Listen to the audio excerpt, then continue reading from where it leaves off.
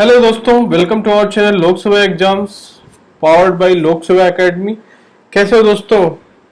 कैसी चल रही है आप लोगों की preparation EPFO assistant provident fund commissioner, enforcement officer, account officer के लिए? Hope you are studying well and this initiative label or challenge is helping you in your preparation to solve the MCQs based on the label as accounting, statistics, computer and other areas। ठीक है दोस्तों, so चलिए, today is the day 10th day of level of challenge. We will discuss the questions based on that. ठीक है, and then please join our telegram channel for more content, more PDF related to labor law, assistant, labor law, accounting, statistics and computer। ठीक है दोस्तों, so link is given in the description box. Please join our telegram channel for more details. Also we are going to launch test series for especially these areas, so please for more information join our telegram channel where you will get all information related with this। ठीक है दोस्तों, चलिए, and please subscribe this channel if you like the content of this channel। ठीक है दोस्तों, so इसको आप lightly मत लीजिए।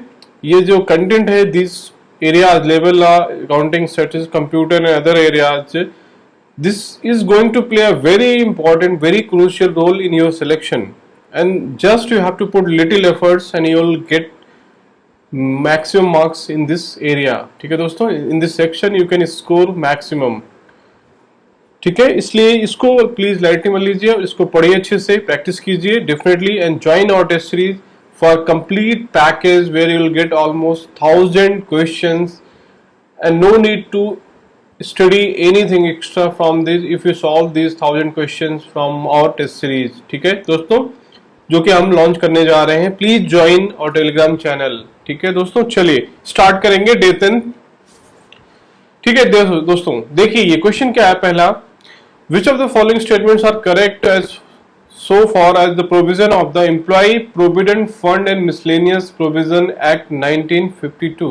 ठीक है दोस्तों, बहुत ही इंपॉर्टेंट एक्ट है because this is the main act we are going to appear for EPFO, employee provident fund organisation.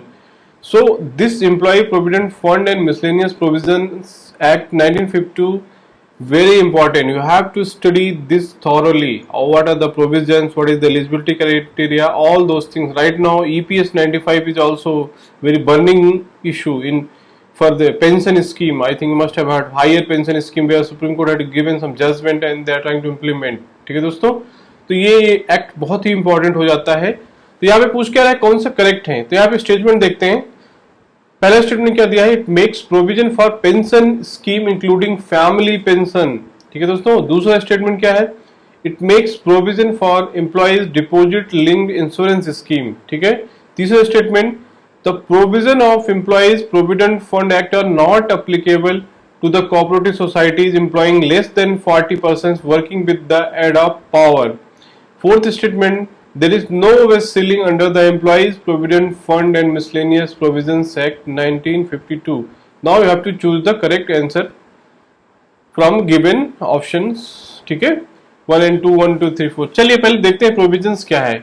इसके तहत क्या देखिए, पहला जो स्टेटमेंट है, it makes provision for pension scheme including family pension. Yes, this statement is true friends, because right now the whatever news is going on for EPS, Employee Pension Scheme 95, actually it came as a amendment in this act EPS 95 के नाम से। ठीक है दोस्तों, तो उसमें क्या है, प्रोविजन है उसमें एम्प्लॉय के पेंशन का भी है और एम्प्लॉय के सपोज डेथ हो जाती है तो उसके बाद उसके फैमिली पेंशन का भी प्रोविजन है इसमें। ठीक है दोस्तों, तो ये पहला स्टेटमेंट यहाँ पे करेक्ट होगा।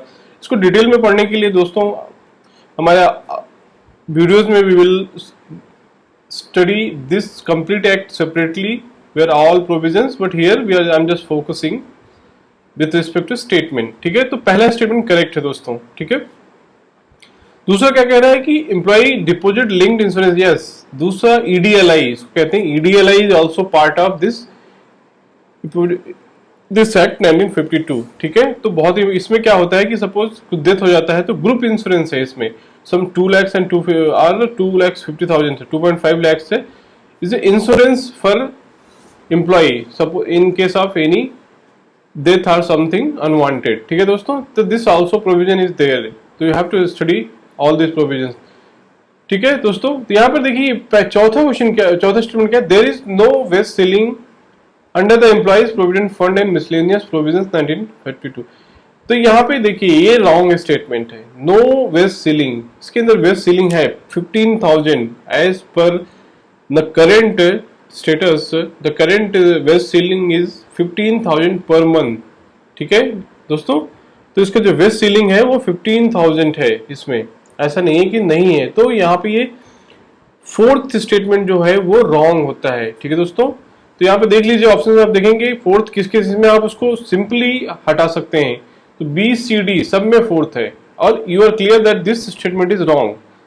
तो नाउ यूज एलिमिनेशन टेक्निक, तो eliminate B C D, now क्या बचता है A, even though if you are not clear with the third statement, if you don't know whether third is right or wrong, but you know fourth statement is wrong, then from options you can choose that fourth is part of B option, C option, D option, so they are not correct, so only option is A। तो इसका answer क्या हो जाएगा दोस्तों, A option 1 and 2 is only correct। चलिए आगे बढ़ते हैं, दूसरा क्वेश्चन देखते हैं यहाँ पर। Second question, the family is relation to a male employees under the provision of Payment of Gratuity Act 1972 includes, basically it is asking what is the meaning of family. Family includes what, all those people. If you say family, what is the meaning of family and who are a part of family of a male employee। ठीक है दोस्तों, यहाँ पे देखिए, चलिए statement क्या दे रहा है, पहला स्टेटमेंट क्या, the employee himself, his wife and children. Second statement है the children of his pre deceased daughter, मतलब उसकी बेटी मृत हो चुकी है, उसके बच्चे। Third, the dependent parents of employee. Fourth statement, the children of his pre deceased son. Fifth is dependent parents of his wife, the dependent parents of his wife and the widow. Okay, चलिए तो 5 question क्या होता है यहाँ पे, पांचवा statement देखिए। पहला स्टेटमेंट क्या है, employee himself his wife, this is correct दोस्तों। किसी भी एम्प्लॉय का एम्प्लॉय, उसके बच्चे, उसकी wife, they are basically direct part of family. ठीक है, इसको आई थिंक इसमें कोई डाउट नहीं है, तो पहला तो स्टेटमेंट करेक्ट है। दूसरा देखिए यहाँ पे, children of pre deceased daughter, ये थोड़ा सेकी लग रहा है, इसमें डाउट है, चलिए इसको बाद में देखते हैं। तीसरा देखते हैं, dependent parents of an employee, definitely as you know dependent parents हैं तो एम्प्लॉय डेफिनेटली वो पार्ट ऑफ फैमिली होंगे, तो तीसरे में भी डाउट नहीं है। तो children of his pre deceased son, उसके बेटे जिसकी मृत्यु हो चुकी है, उसके बच्चे, ये भी करेक्ट है दोस्तों। Actually as per this family includes children of pre deceased son. ठीक है, तो fourth statement is correct, but दूसरा देखिए यहाँ पर दूसरा स्टेटमेंट रॉन्ग है। डॉटर जिसकी डेथ हो चुकी है, उसके बच्चे, they are not part of your family. ठीक है दोस्तों, they are not part of family, तो सेकंड स्टेटमेंट इज रॉन्ग। ठीक है, dependent parents of his wife and the window, that is also correct दोस्तों। अगर आपकी वाइफ के जो डिपेंडेंट्स हैं, पेरेंट्स हैं, वो भी आपकी फैमिली में आते हैं। ठीक है दोस्तों, बहुत ही इंपॉर्टेंट है, बहुत लोग नहीं जानते हैं कि फैमिली एम्प्लॉयज भी नहीं जानते हैं, बिकॉज आपको LTC मिलता है, लीव ट्रेवलिंग कंसेशन मिलता है, बहुत सारे प्रोविजंस मिलते हैं जहां आप फैमिली के कुछ मेडिकल फैसिलिटीज मिलते हैं। तो ये चीजें बहुत इंपॉर्टेंट हो जाती है कि what is the meaning of family, family किसको कहते हैं, आपके बच्चे, फैमिली, पेरेंट्स, बेटी के बेटे या बेटा के बेटे, तो ये बहुत इंपॉर्टेंट है। तो एज पर ग्रेचुटी एक यहाँ पे पूछ रहा है, तो थोड़ा स्पेसिफिक है, तो इसके हिसाब से इसका आंसर देखिए क्या है, बी। 2 केवल इनकरेक्ट है, तो 1 3 4 5 ओनली, तो बी इज द आंसर। ठीक है दोस्तों, इसका आंसर क्या है, 1 3 4 5, 2 इज रॉन्ग। ठीक है, चलिए आगे बढ़ते हैं। Third question, the provision of workers participation in the management of industries is mentioned in constitution under, very important question दोस्तों, ये कॉन्स्टिट्यूशन से रिलेटेड है और लेबर से भी रिलेटेड है दोस्तों। ये किस पार्ट का हिस्सा है, आपको याद होना चाहिए। These provisions are part of which section of the Constitution? Directive State of Principle दोस्तों, DSP, ठीक है, Directive State of State Policy। ठीक है दोस्तों, तो ये क्या है, ये Directive Principle, Directive State of principles का पार्ट है। Workers participation in management of industries बहुत इंपॉर्टेंट है। इसमें पूछ रहा है कि एक्ट कौन सा है, ये क्वेश्चन आ चुका है पहले दोस्तों। So this question directly they are asking articles, so you should know, you should remember all those articles related with the labour laws और लेबर और इंडस्ट्री। ठीक है, तो इसका आंसर देखिए, ऑप्शन क्या है, 39 है, 43 है, 43 बहुत ही फैक्चुअल है, आपको याद होना चाहिए। इसका आंसर देखिए मैं बता देता हूँ, 43A, article 43A is related with the workers participation in management of industry. Actually it was inserted by amendment, ठीक है, जो 43A किया गया था। आई थिंक अमेंडमेंट जो 19 यस, ठीक है, कौन सा अमेंडमेंट है देख लीजिएगा। तो ये इसका 43A के अकॉर्डिंग इंदिरा गांधी के टाइम इसको इंसर्ट किया गया था, तो ये इसका आंसर भी हो। चलिए फोर्थ क्वेश्चन देखिए, doctor Aykroyd's formula is associated with determination of, बहुत ही इंपॉर्टेंट है, ये क्वेश्चन आ चुका है दोस्तों। ठीक है, doctor Aykroyd's formula is associated with determination of what, fair wage, minimum wage, living wage, real veg.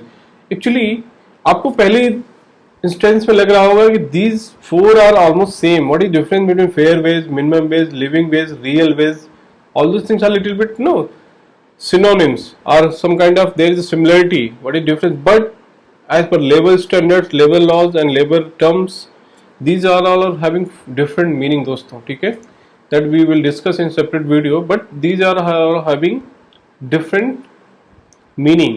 यहाँ पे पूछ रहा है कि ये फॉर्मूला जो बनाया गया था किसके लिए था, तो इसका आंसर दोस्तों यहाँ पे क्या है, minimum wages, B is the answer, minimum wages. This formula was related with this minimum wages.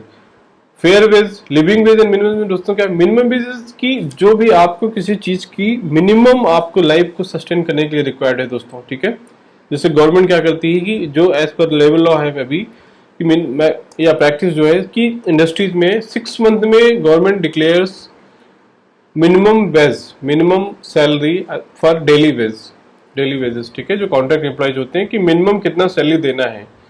ठीक है दोस्तों, लिविंग वेज क्या है कि so that they can live their life with all some amenities, not only minimum basic roti kapda makaan, but they will have some leisure activities, entertainment, some other activities also they can spend money, that is living wage. Always living wage will be more than minimum wage, so these are the differences, fair wage, real wage, all those things. So here ये important है, ये इससे related है minimum wage से। चलिए fifth question देखते हैं यहाँ पे, the doctrine of basic structure of constitution evolve in which case, बहुत ही क्लासिकल क्वेश्चन है दोस्तों। Basic structure of the constitution एक बहुत ही इंपॉर्टेंट है, जो कि बहुत बार क्वेश्चन पूछा जा चुका है, तो ये आपको एकदम मौजवानी याद होना चाहिए। ठीक है, finger tips, this should be on your finger tips. ये slowly I am also including polity part also. ठीक है, तो यहाँ पे देखिए इसका आंसर ऑप्शंस क्या है, Shankari Prasad case, all cases here mentioned are very important. Minerva Mills versus Union of India 1980, Kesavan Bharati versus state of Kerala 1973, Golaknath state versus state of Punjab 1967, Shankari Prasad case 1951 में आई थिंक हुआ था। यस, तो ये जो भी ऑप्शन दिए दोस्तों, चारों केसेस हैं, ये बहुत ही इंपॉर्टेंट है। आप किसी भी एग्जाम की तैयारी कर रहे हैं, चाहे यूपीएससी हो, चाहे स्टेट एग्जामिनेशन हो, या ईपीएफओ की स्पेशली तैयारी कर रहे हो, ये केसेस प्लीज दोस्तों देख लीजिएगा, ये बहुत ही इंपॉर्टेंट है। किस चीज से रिलेटेड केसेस और कब हुआ था, जैसे 1951 में, 1980 में हुआ था, क्योंकि ओनली ईयर पूछ रहे हैं। ठीक है, और किस चीज से रिलेटेड है दिस केसेस, बहुत ही इंपॉर्टेंट है। तो बेसिक स्ट्रक्चर जो क्या होता है कॉन्स्टिट्यूशन का दोस्तों बता देते हैं कि सुप्रीम कोर्ट ने क्या कहा कि डिसीजन जो हुए जजमेंट्स में कि कुछ चीजें जो हैं कॉन्स्टिट्यूशन की बेसिक पार्ट हैं, जैसे judiciary, supremacy of or no judiciary का है, या कॉन्स्टिट्यूशन क्या कहते हैं, separation of power, these things are basic structure, you know, parliamentary supremacy या कॉन्स्टिट्यूशनल सुपरमेसी, ऐसे ऐसे बहुत सारे उन्होंने डिसीजन दिए हैं जिसमें क्या कुछ बेसिक स्ट्रक्चर जिसको आप नहीं चेंज कर सकते हैं। ठीक है, constitutional amendment power you can not change. ठीक है, so these are part of basic structure. ठीक है, वो आप पढ़िएगा डिटेल में, लक्ष्मीकांत की बुक से पढ़ सकते हैं, अच्छा दिया हुआ है। तो इसका आंसर यहाँ पे देखें दोस्तों, बता देता हूँ मैं, डी सॉरी यहाँ पे थोड़ा सा मिस्टेक है, सी इसका जो आंसर है, Keshavnath Bharati versus state of Kerala. इसका जो बेसिक स्ट्रक्चर कॉन्स्टिट्यूशन का इवॉल्व हुआ था इस केस में, तो यहाँ पे पहली बार ऑफिशियली इसका नाम आया था, तो Keshavnath Bharati versus state of Kerala 1973। बहुत इंपॉर्टेंट है ये केस, बहुत ही फेमस है, आपको पता होगा, सिंपल क्वेश्चन है। इसका answer Keshavnath Bharati versus state of Kerala. चलिए 6 क्वेश्चन देते हैं। तो छठवां question, which of the following is incorrect about meaning of week under the factories act 1948। दोस्तों हम कहते हैं ना कि 48 आवर्स वीकली, तो ये जो वीक का मतलब है सप्ताह, हफ्ता जो बोलते हैं, फैक्ट्रीज एक्ट 1940 उसमें फक्त शुरुआत कब से होती है? क्या ये हफ्ता मंडे से शुरू होता है, संडे से शुरू होता है, सैटरडे से शुरू होता है? बहुत इंपॉर्टेंट है, फैक्ट्रीज एक्ट में ये डिफाइन किया गया दोस्तों। ठीक है, तो यहाँ पे पूछ रहा है कि कौन सा इनकरेक्ट है। ठीक है, which of the following is incorrect about the meaning of week under the, ठीक है दोस्तों, तो बहुत इंपॉर्टेंट है। चलिए सॉरी, यहाँ पे करेक्ट होगा दोस्तों, विच of the following is correct, आपको बताना है करेक्ट कौन सा है, यहाँ पे इनकरेक्ट नहीं दोस्तों, यहाँ पे थोड़ा मिस्टेक है। Which of the following is correct about, चलिए, तो week means a period of 7 days beginning at midnight on Saturday night or such other night as may be approved in writing for a particular area for chief inspector of factories। तो पहला statement क्या कह रहा है कि Saturday midnight से जो शुरू होता है, वीक मीन्स सैटरडे मिडनाइट से शुरू होके 7 days तक, that is called 1 week। B क्या कहता है कि week means period of 7 days beginning at the midnight of Sunday, Sunday night से शुरू होके 12 बजे के बाद से, एंड 7 days। थर्ड स्टेटमेंट कहता है week means a period of 7 days beginning at midnight on Monday, ठीक है, एंड डी इज नन। ठीक है दोस्तों, तो यह इसका आंसर क्या है मैं बता देता हूं आपको, ए है आंसर दोस्तों। बेसिकली जो वीक होता है दोस्तों फैक्ट्रीज एक्ट के अकॉर्डिंग, जो 1948 फैक्ट्री एक्ट है उसके according, it will start from Saturday midnight. ठीक है दोस्तों, तो Sunday is will be the first day of week as per the factories act. ठीक है दोस्तों, तो सैटरडे मिडनाइट से स्टार्ट होगा एंड 7 days तक, that will be called as 1 week as per labour law. चलिए अच्छा क्वेश्चन था इसको, चलिए 7th question, how much space per worker is required to avoid over crowding in the factory as per the provisions of factories act 1948। जो factories act 1948 है बहुत important है, उसके अकॉर्डिंग एक मिनिमम कितना स्पेस किसी वर्कर को चाहिए विद इन द फैक्ट्री। ठीक है, कितना मिनिमम स्पेस चाहिए उसको रहेगी। ठीक है, वो पूछ रहा है, बहुत ही अच्छा है, फैक्चुअल क्वेश्चन है, बहुत अच्छा है, पूछा जा चुका है। ऑप्शन क्या है 14.2 क्यूबिक मीटर, क्यूबिक मतलब है मीटर क्यूब, जैसे मीटर क्यूब होता है कि जैसे 1/1 में, तो 1 मीटर क्यूब हो गया, 1 मीटर 1 मीटर 1 मीटर हो गया। ठीक है, तो 14.2 क्यूबिक मीटर चाहिए एक एम्प्लॉय को। Then 14.6, 16.2, 16.4 cubic metre. ठीक है दोस्तों, ये फैक्चुअल है, आपको पता होना चाहिए। इसका आंसर दोस्तों क्या है, A 14.2 cubic metre, sorry cubic meter is required, minimum required per worker as per the Factories Act 1948 दोस्तों। ठीक है, तो इसका आंसर क्या है, A 14.2। बहुत अच्छा क्वेश्चन था।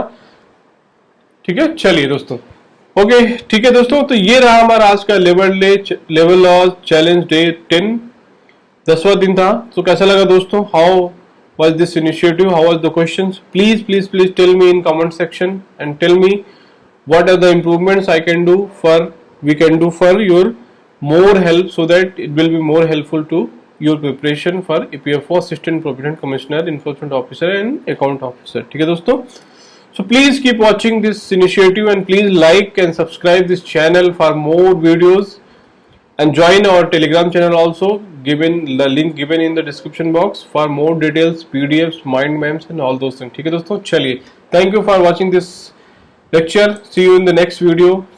Okay, thank you।